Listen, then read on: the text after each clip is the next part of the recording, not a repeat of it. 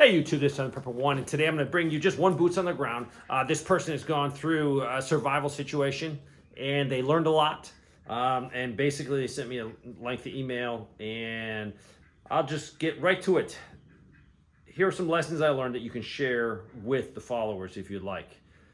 First of all, background: she was in a little funk, and she sort of stopped prepping and wasn't really doing anything. But I think this is waking her up. But she is a prepper, but just had a little pause.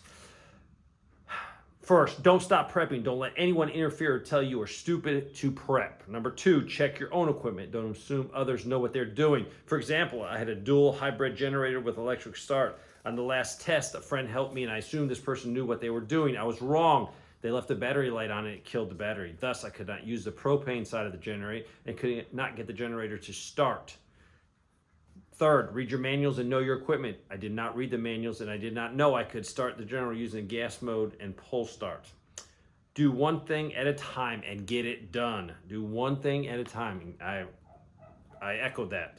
I bought this generator to connect to the house so I could have fewer cords, and it is big enough to run the heater in the winter and one central air unit plus other essential items. I never followed up with getting it connected. Though it was too much money and I was doing too much. I should have put my effort and money into the project and then moved on to the next project instead of overwhelming myself. 5, don't delay on getting or replacing needed items. For example, I had an old window unit that did not work. I never replaced them as a backup because I became complacent. Now I need one and I'm in competition with every other human who also needs one. Number 6, get organized. I am an overly organized person and have just let things go in terms of organization, not putting things where they belong, making searching in the dark by flashlight very hard. Number 7, do not rely on others to help you do things. Despite me helping many of my friends with their homes and projects, there has been no return in my request for assistance on organizing my mudroom, where some of the preps go. I only need help in handling some things to avoid hurting my knees going up and down the step stool. I bought a knee brace and I will get it done alone. Big companies like our electric company will never restore power to the common resident first. They will always restore big box stores. Lessons, don't count on them. Number 9, I need to be more self-sufficient. I need another power source, maybe a solar generator. Number 10, I need to inventory survival items, flashlights, camping, cooking gear, etc., and figure out what is the priority. Then she said, bonus, find like-minded people. My area, unfortunately, is not a prepping community, and those who do keep it secret so they don't get robbed. I am sure there's so much more I will think of and remember. I'm one person without support and can only do one thing at a time. I'd rather do one thing right than 100 things wrong or leave 100 things incomplete.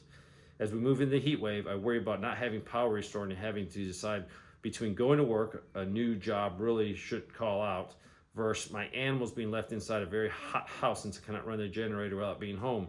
I have one friend who has volunteered to sleep here during the day and night shift. They're a night shift worker, so the generator can stay on with the air and fridge running, and both she and the pets will be cool. I may have to take advantage of this offer. Anyways, that is enough venting for me. I'm working hard to get my head space out of the funk and moving forward.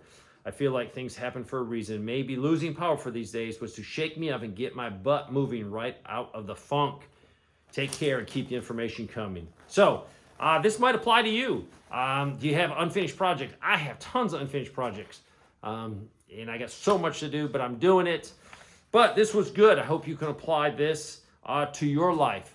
Get busy, get prepared. Do not worry about things you can't control. Do not worry about Iran, Iraq, Russia, Ukraine, raising the interest rates, the Federal Reserve, whatever they're going to do. Do what you can do. Forget all the noise. Forget all the doom and gloom. There's so many videos. I was just looking through the videos. It was all like, oh, the end of the world, the end of the world. Don't worry about it. Yes, things are bad. Things are going to happen. It could be an ice storm. It could be a hurricane. It could be a flood. It could be a tornado. It could be you losing your job. It could be anything or some really severe, a terrorism attack in the United States. Don't worry about it. Get prepared. Get busy. One thing I want to tell you, look at your fuel storage. Do you need to top off some empty cans? Even if you only have 2 cans, you live in the suburbs, top off your 2 cans. Get you whatever they are, fill them up. Get them ready. We don't know what's going to happen with Iraq and Israel. Middle East, oil prices. But one thing you can do this weekend, go fill up your gas cans, make sure they're ready to go, and store them safely. Thanks for watching.